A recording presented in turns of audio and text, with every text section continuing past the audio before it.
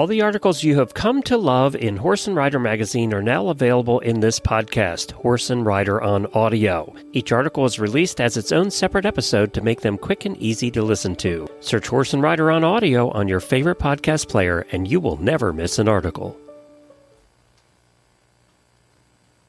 You can enjoy your favorite equine videos all in one place with Ride TV, the ultimate equine streaming platform.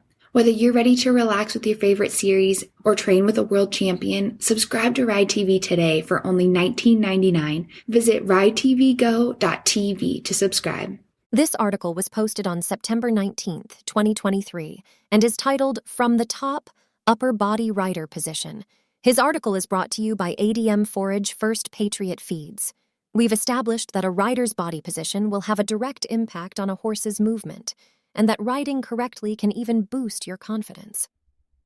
But how does one achieve this correct body position? Today, we'll discuss how to position your upper body to allow your horse to move naturally and ride in rhythm with him. We begin by breaking the concept of rider body position down into segments and mastering control over separate parts of the body.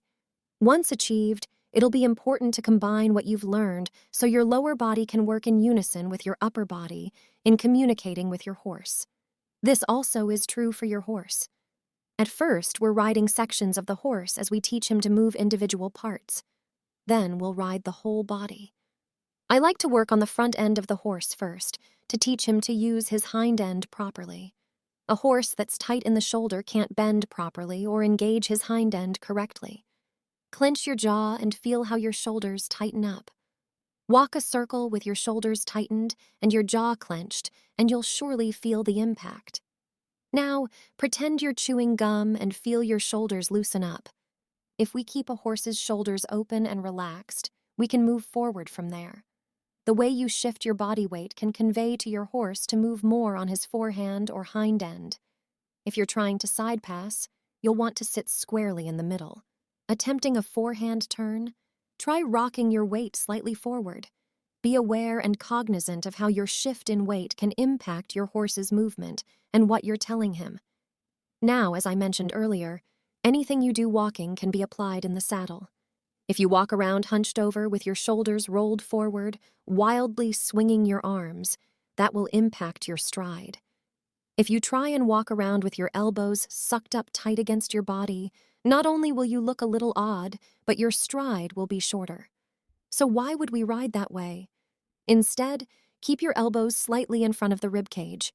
If your elbows are behind your shoulders, there's a good chance you're bracing on the reins. This, in turn, is communicating tension to your horse, and you can probably see that in his behavior. Imagine you've been at a show all day and maybe you forgot your deodorant. Air those armpits out. Put a little bend in your elbows and don't keep them trapped at your side. This allows you to relax your shoulders and avoid pulling your elbows back and putting tension on the reins. Give this exercise a try. Pull your elbows up tight to your body and walk around your house. Feel how your stride is affected. Then, relax your arms so your elbows have a comfortable bend and are slightly away from your body, and try the same thing. Afterwards, give this a try on your horse. Try riding a circle with your elbows in tight, and then do it again, relaxed, and in a more athletic riding stance. Feel the difference? So does your horse. Holding the reins should be like holding hands with someone. You wouldn't yank the hand of someone you cared about if you wanted them to go in a certain direction. Nor should you yank your reins to communicate with your horse. Instead, use your hands to communicate gently and clearly to your horse. If your first instinct is to pull back on the reins at any sign of trouble, you're going to end up with a horse that braces on the bit and on your hands.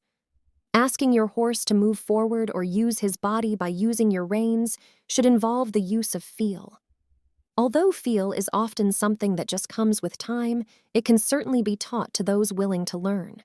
Use feel to work your rein gently by bumping the rein instead of yanking. If you're not pulling on his face, he'll have nothing to pull back on, and in turn, won't brace on the bit. However, your riding should not be done solely through the use of your hands. If you're only communicating to your horse through your hands, you're only riding a third of the horse. Much of what I teach is very applicable to new riders who tense up and become fearful when things go wrong. This is a natural reaction. However, it certainly tells your horse that he was right to think something was scary, and usually just makes the situation worse. To become a more confident rider, you need tools in your toolbox for every scenario. Relax your shoulders, unclench your jaw, and let your elbows relax from the side of your body. Forward motion is your friend when learning how to use correct rider body position. If you're anxious and tight, try singing or humming. Your core is like a shock absorber when you ride. If you're tight and tense, you're riding around like a Mack truck. When you sing, you'll relax your core, and your entire body will loosen up. If singing isn't your thing, try some deep breaths to relax your stomach and the rest of your body.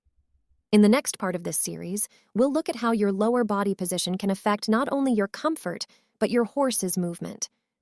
Give these tips a try, and next time we'll bring it all together by discussing the importance of leg, foot, and ankle position. About Terry.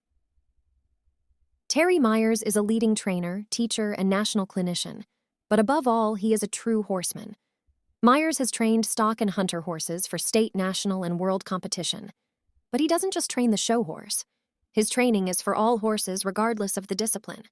He incorporates work with both horse and rider to achieve balanced movements. Through Myers' 50-plus years of experience and work with thousands of horses and riders, he has developed coaching and demonstration methods which provides logical information that is easily understood and put to use. Consistent feedback from clinic attendees is confirmation that Terry's training ideology and teaching style produces results.